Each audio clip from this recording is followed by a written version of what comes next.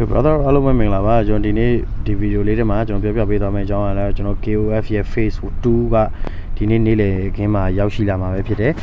အဲ့ဒီအတွက်ကျွန်တော် Phase 1ကတည်းကလှည့်ခဲ့တဲ့လူတွေရောအခုလက်ရှိ Phase 2မှာထပ်လှည့်မဲ့သူတွေရောเนาะဟိုအကုန်လုံးတော့ဗောနော်ဒီကျွန်တော်စီမှာပြထားတဲ့ဇရာအတိုင်းပဲလှည့်တဲ့လူတွေရောဒါဇရာအတိုင်းမဟုတ်ဘဲနဲ့ဒီရိုးရိုးပဲလှည့်နေတဲ့လူတွေရောဗောနော်သူတို့တွေအကုန်လုံးတော့ကျွန်တော်ပတ်တန်လေးတစ်ခုအချမ်းမင်းလေးပေါ့နော်အတိအကျကြီးတော့မဟုတ်ဘူးအချမ်းမင်းလေးတစ်ခုဆွဲထားပေးတာရှိတယ်ဒီပတ်တန်လေးကြည့်ပြီးတော့အခုလက်ရှိရလာတဲ့ draw အတိုင်းပဲပေါ့နော်ကိုယ့်ရဲ့ပတ်တန်ဘယ်လိုပုံစံမျိုးလေးသွားနေလဲဆိုတာကိုအချမ်းမင်းကြည့်လို့ရအောင်လို့ကျွန်တော်ပြောပြပေးသွားမှာပဲဖြစ်ပါတယ်Okay ဆိုတော့ပထမဆုံးအချိန်ကကျွန်တော် draw 30နဲ့ပေါ့နော် draw 30နဲ့လှည့်မယ်ဆိုလို့ရှိရင်ကျွန်တော်ဒီပတ်တန်လေးတွေရနိုင်တယ်ဒီပတ်တန်လေးကတော့ရနိုင်ဖို့ကတော့အတော်လေးတော့ခက်မယ်လို့တော့ထင်တယ်ဗျပါဟုတ်တော့သူတို့လည်းတင်မလားစီးပွားရေးလောက်တာဖြစ်တဲ့အတွက်ဒီလွယ်နဲ့တော့မပေးတော့ဘူးเนาะမရဘူးလို့ပြောတာတော့မဟုတ်ဘူးရရင်လည်းရကောင်းလည်းရနိုင်တယ်ပေါ့နော်ရတဲ့လူကတော့တော်တော်ကြီးကိုကန်ကောင်းတဲ့လူလို့ပြောရမယ်ပေါ့နော် draw 30လောက်နဲ့ KOF တစ်ကောင်ရတယ်ဆိုတော့ Okay နောက်တစ်ခုကကြတော့ draw 40ကတော့အရင်တော့ကနေမတူတော့ဘူးအခုဒီမှာ update တွေထပ်ပါလာတယ်အသစ်တွေလည်းအများကြီးပါလာတယ်ပေါ့နော် sorry ဟုတ်တယ်ဗျเนาะအသစ်တွေလည်းအများကြီးပါလာတယ်အရင်ထပ်ပို့ပြီးတော့လည်းရှုပ်သွားတယ်ဗျbrother အနေနဲ့အများဆုံးဆိုလို့ရှိရင်ဒီ draw 40လောက်နဲ့ပေါက်ပါစေလို့ပဲကျွန်တော်ဆူတောင်းပေးပါတယ်ဒီ brother အနေနဲ့ဒီမှာ40ဆိုလို့ရှိရင်တော့ဒီမှာကျွန်တော်ပုံမှန်ပြထားတဲ့အတိုင်းပဲပတ်တန်တွေအများကြီးပါမယ် brother တို့အခုလက်ရှိတည်းက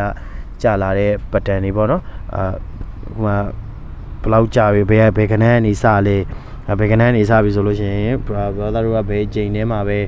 ဘယ်လောက်နဲ့ပေါက်နိုင်လောက်လဲဆိုတာအကြမ်းမင်းလေးတွက်လို့ရအောင်ကျွန်တော်ပြပေးတာပဲဖြစ်ပါတယ်စိတ်ဒုက္ခပေးခြင်းမဟုတ်ပါဘူးဗျ Okay နောက်တစ်ခုကတော့ဒါမှာတော့ draw 50ပေါ့နော် draw 50လေးထုံးတဲ့တိုင်းပါပဲကျွန်တော်အများကြီးမပြောတော့ပါဘူး brother တို့ပဲဒီမှာကြည့်လိုက်တော့ပေါ့နော်ကြည့်ပြီးတော့ကိုတွက်လိုက်ကြပါတော့ Okay အချိန်60လဲကျွန်တော်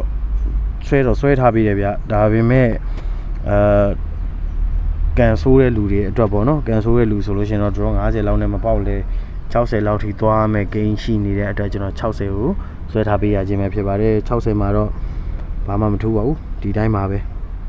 အရင်တိုင်းပဲအခုလည်းဒီလိုပဲအရင်တော့လည်းဒီလိုပဲ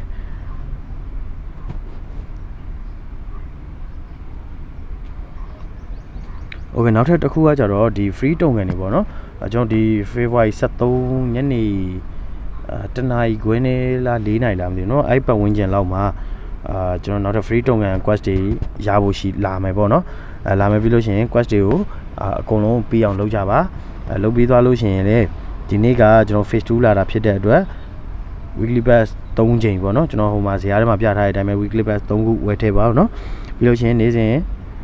ပေးနေကြဟို90% discount ရှိမယ်အဲ့ဒါလေးတွေနဲ့လှည့်ပါပြီးလို့ရှိရင်တုံးကန်တွေကိုမလဲပါသေးနဲ့ဟောတုံးကန်တွေကိုတင်ထားပြီးတော့ကျွန်တော် February 14တော့ဗောနော် February 14ရက်နေ့မှာကျွန်တော်အဲ့တုံးကန်တွေစုပြီးသုံးလိုက်မယ်ဆိုလို့ရှိရင်brother အနေနဲ့ဒီပုံမှန်လှည့်တာထက်စားလို့ရှိရင်တော့အများကြီးတက်တာသွားပါလိမ့်မယ်ဗျကဲအားလုံးကျေးဇူးတင်ပါတယ်အချိန်ဘယ်လောက်နဲ့ဘာစကင်ရလဲဘယ်လောက်ထိလှည့်နေရလဲဆိုတာလေးကိုကျွန်တော် comment မှာတစ်ချက်ပြောပြပေးသွားလို့ရပါတယ်ဗျ